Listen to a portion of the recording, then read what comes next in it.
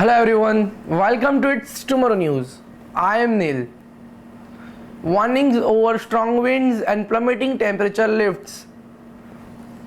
Concern about strong winds and plummeting temperatures across the country has abated. MetService has predicted the wintry weather as a front moves northwards across southern and central New Zealand early on Wednesday, but all weather warnings by the forecasters have been now lifted.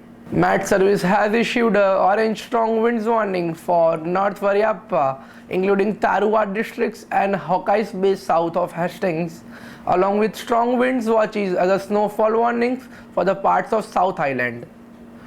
Forecasters said the strong winds warning for central New Zealand was in place from Tuesday midnight through Wednesday 10 am, bringing with it falling temperatures.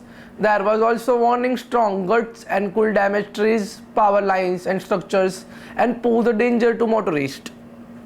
Wednesday was expected to be cloudy in Auckland with likelihood of light showers spread across the afternoon and temperatures drop only about couple of degrees in evening or at night. Those in South Island could expect severe glass in exposed places as a front with temperatures plummeting to 0 degrees Celsius in some places.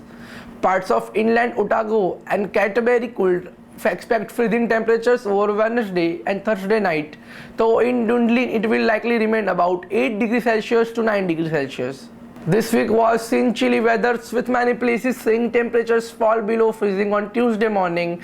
Thermometers reached minus 4.1 degrees Celsius in Twizel and minus 3 degrees Celsius in Wairarapa. The MetService has advised people to take precautions to stay safe during the extreme weather conditions. This includes keeping a close eye on weather updates, secure loose objects outside, and staying indoor as much as possible. That's all for now. For more news updates, stay tuned with us. It's Tomorrow News. For more global weather updates, like this, subscribe our channel, and hit the bell icon for regular updates.